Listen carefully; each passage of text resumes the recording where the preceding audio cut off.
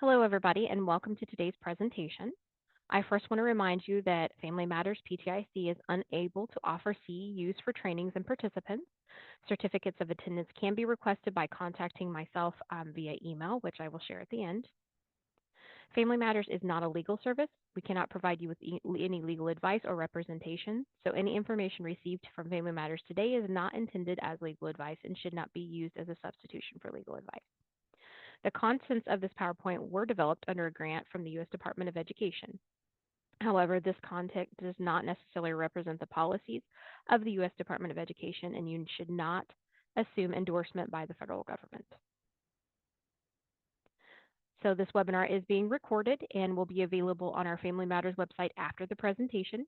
Please use the Q&A box for any questions that you may have. There is a link to the presentation in the chat box. I will share that one more time before we get started, and you can see all of the handouts and the presentation slides there.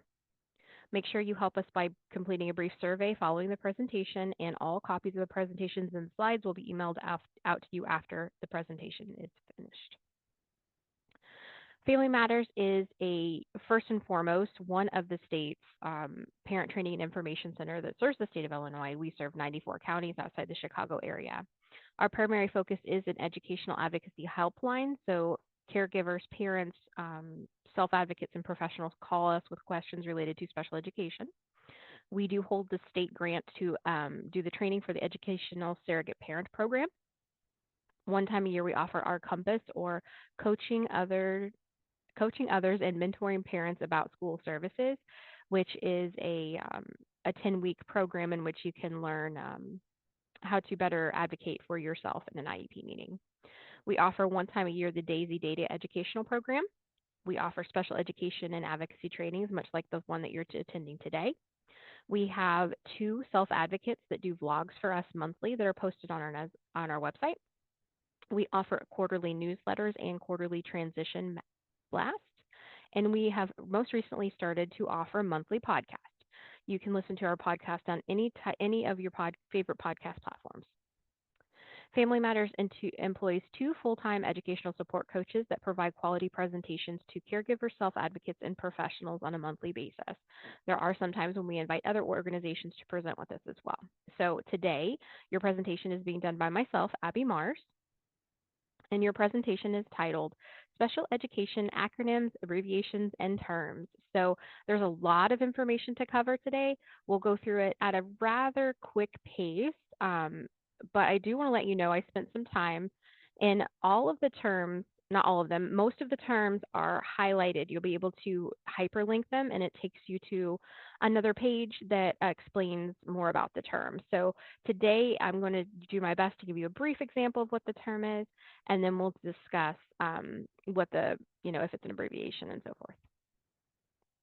So the first one we're going to talk about is an acronym. Keep educating yourself. It's key, right? So our most favorite acronym that we use to help understand special education is IDEA, or IDEA, which is the federal regulations that provide access to education for children with disabilities. So it's wonderful. It's been rewritten a few times. It started out as the Education Act for Handicap for All Children, and it has evolved along the way. So I would not be in this position right now without IDEA, and you as a professional or caregiver would not be in this position because your child would not have access to learning without IDEA. So for more information about the history of IDEA, I strongly encourage that you look that up and see how far our countries came. One of our first terms we'll talk today is child find. So child find is an ongoing process that identifies, locates, and evaluates children who may be eligible for early intervention or may need special education within the school.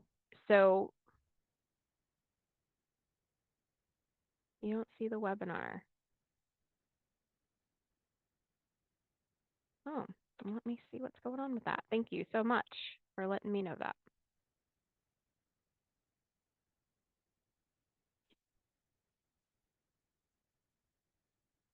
How about now? Are we good now?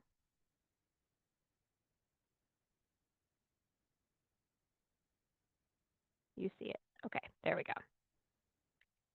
Weird, weird, weird, weird. Let's go back one here.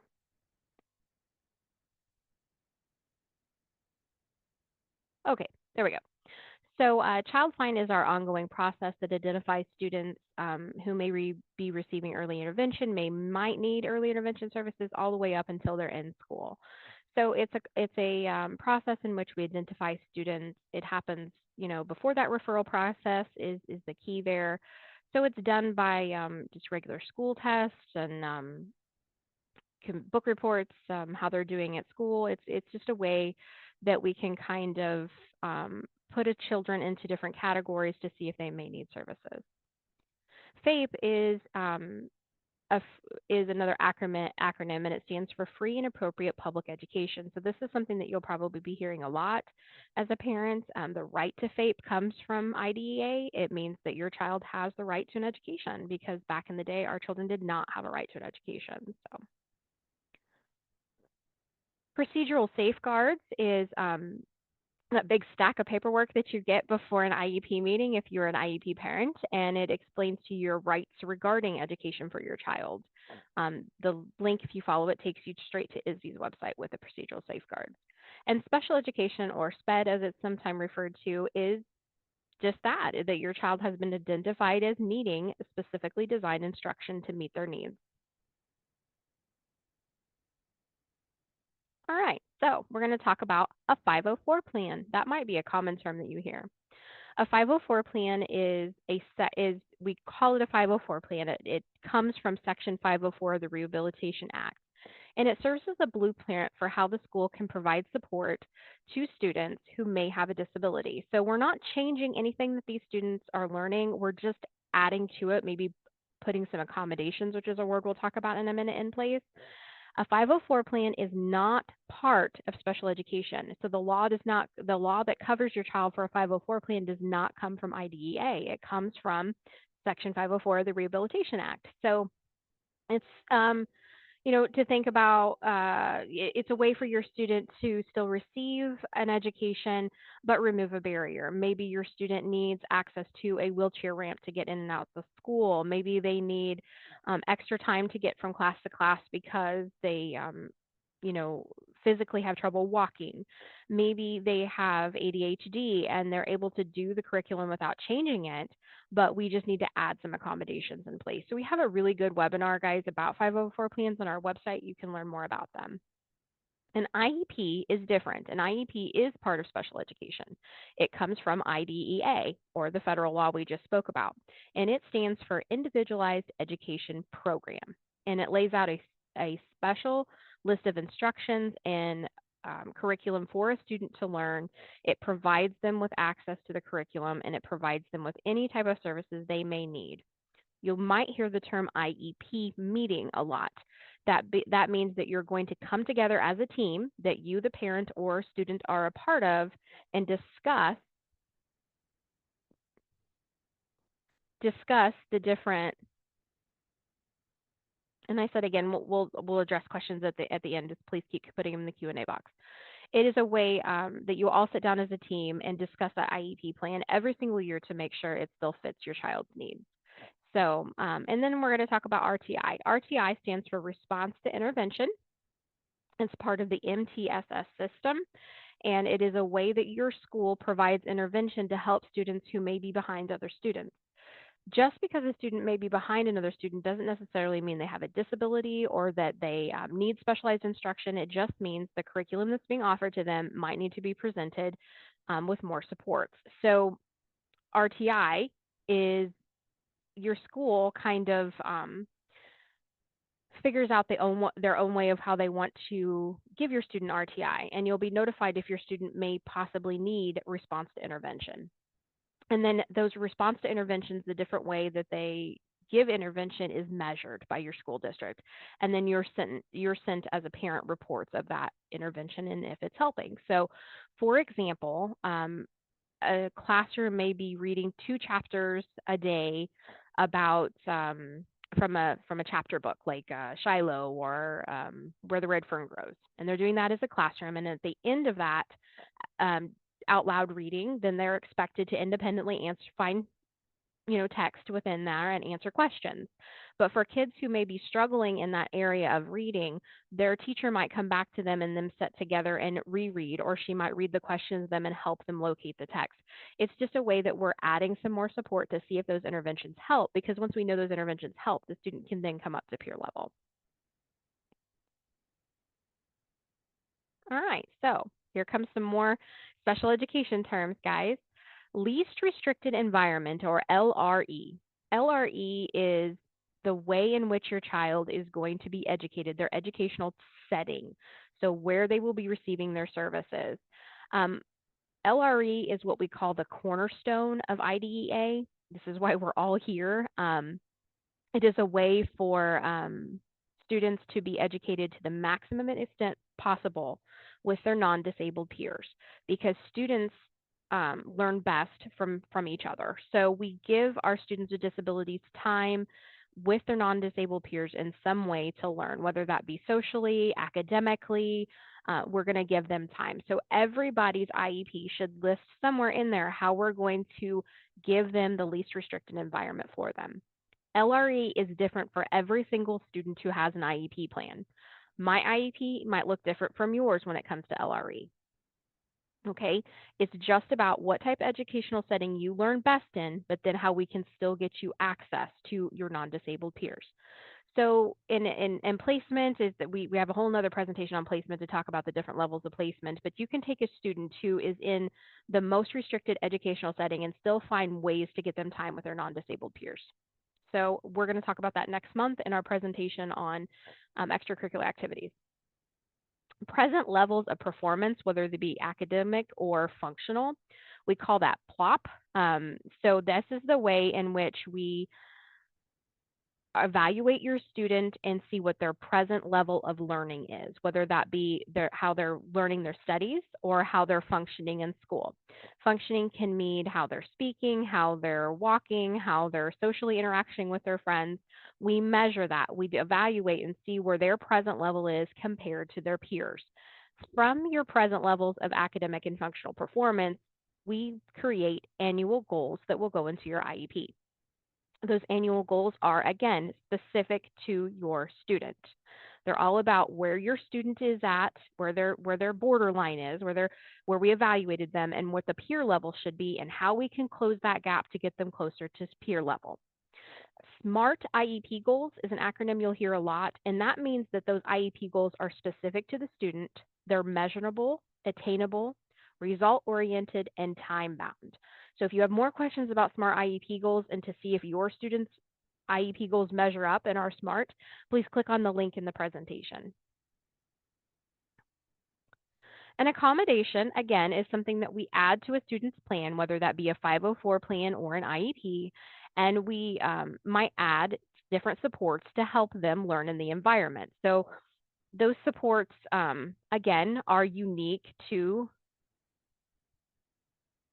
that student, and they are ways that we can help. So right now, I'm a person with a disability. I get distracted very easily by different things. So as the Q&A box goes off, I tend to want to click on it. Like that's where my impulse mind goes to see, make sure everything's okay. You can see my screen, all the things.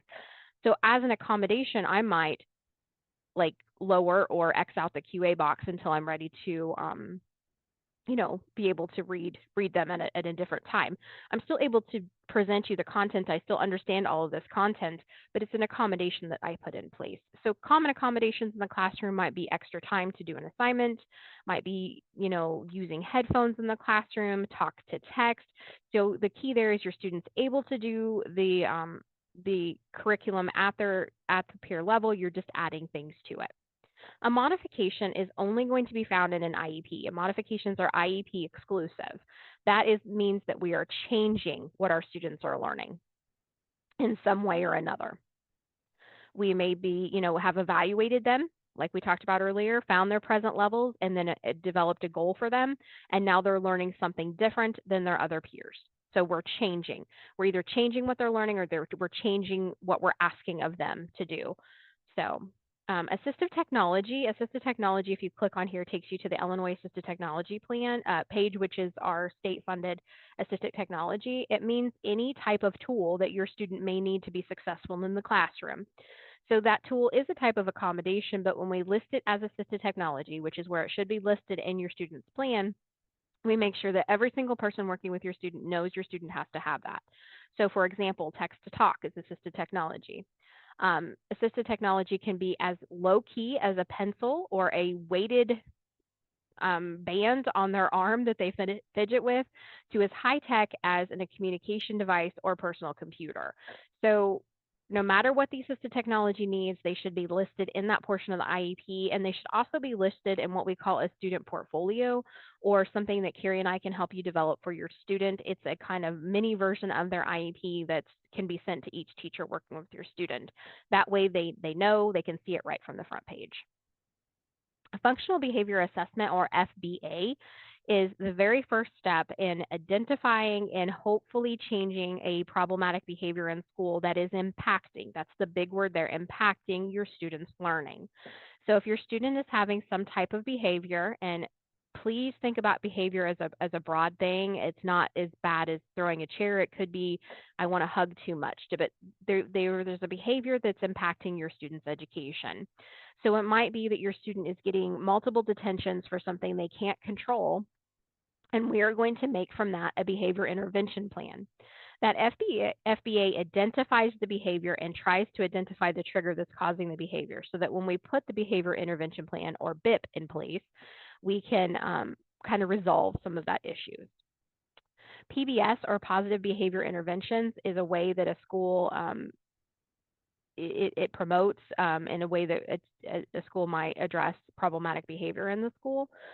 Those, of course, are there are numerous studies that have shown the impact of school-wide approach to student behavior is better than individualized approaches. So it might be just different behavioral practices that are done throughout the school, and you'll see a PBS usually listed in a child's behavioral intervention plan. Remember that an FBA comes before a BIP. We can't put a behavior intervention plan without that FBA.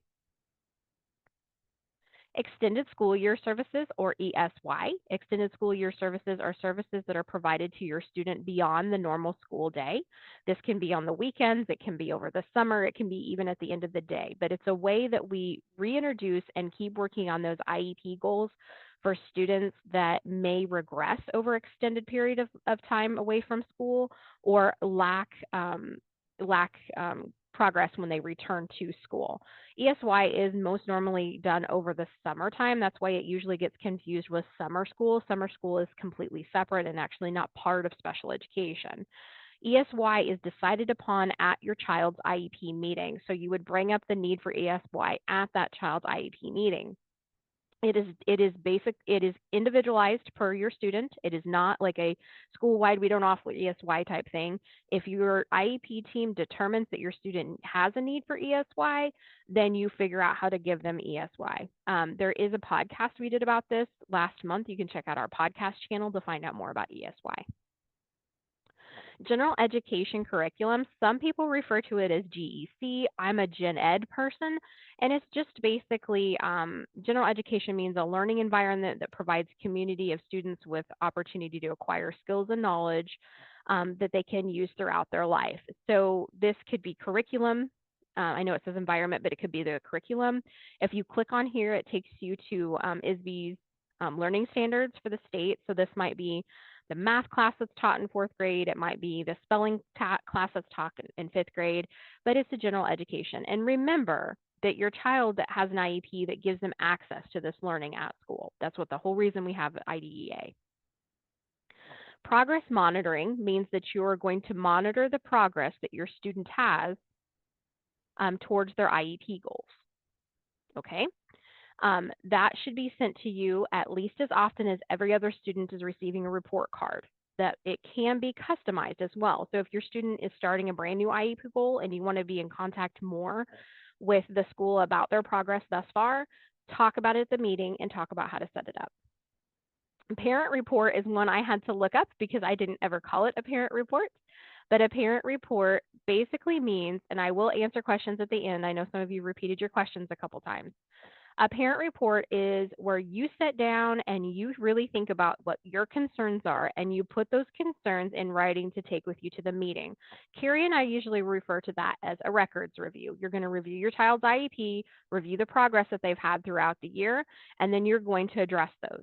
Okay, so you know what to talk about during a meeting, kind of like a blueprint. Okay, so we take your IEP, we divide it down into right now we're going to talk about student strengths. Do I agree with what the school has listed? Parents usually keep notes or thoughts about their parent report all year long, but then when the draft comes, which by the way in Illinois you're supposed to be receiving that draft IEP 3 days before your meeting, you can write up your parent report so that you have a blueprint to follow when you go to your meeting, especially if you're the student, your meeting, if you're the parent, your meeting, and so that your concerns can be addressed in an appropriate time while the topic is up, okay?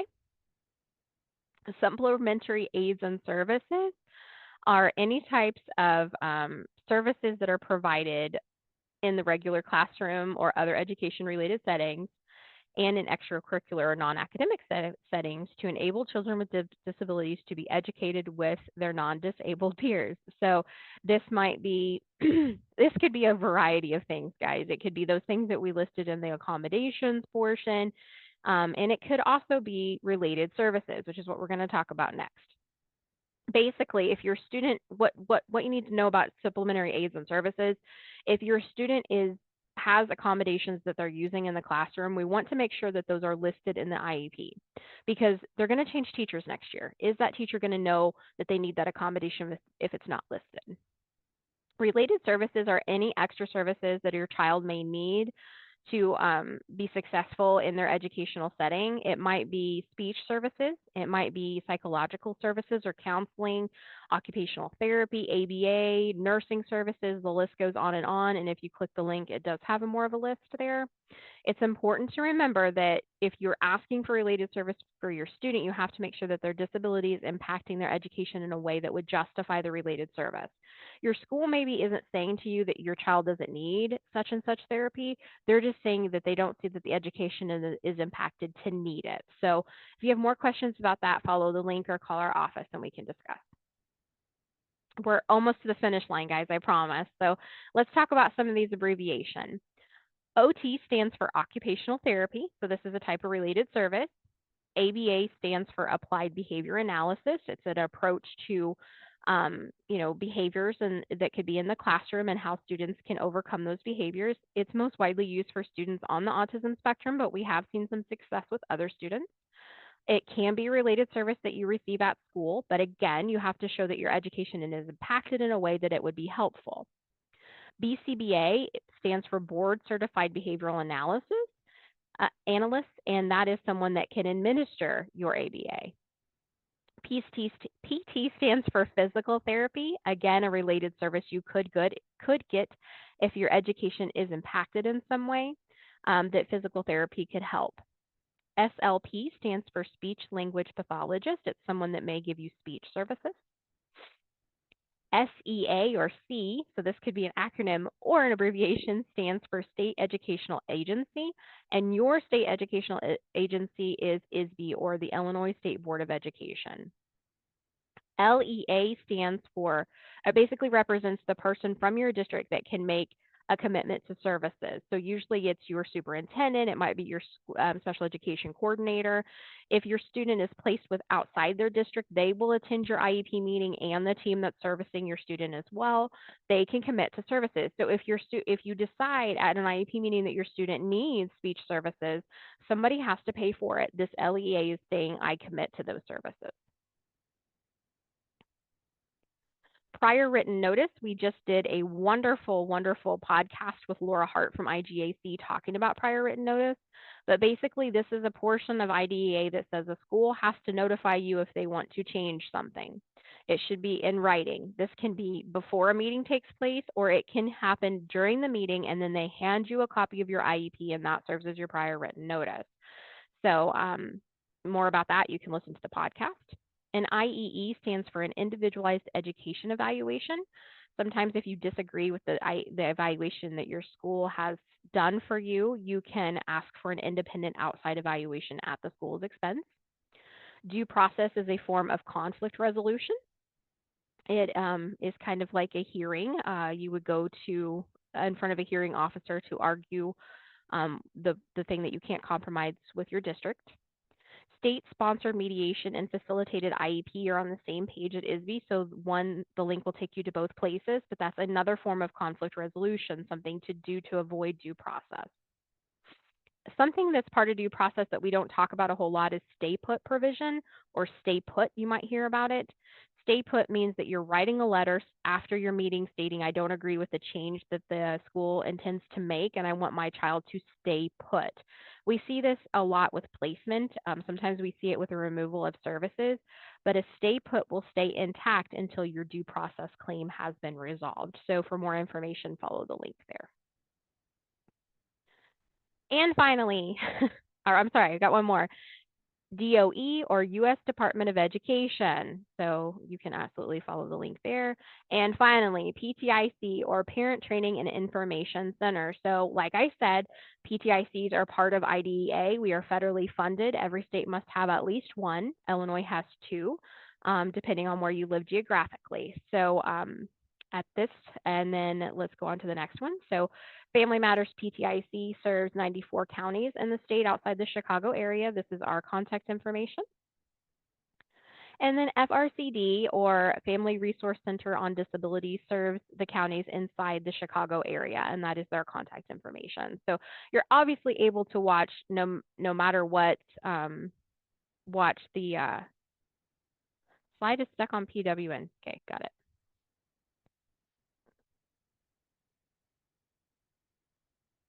I don't like this new share mode with Canva.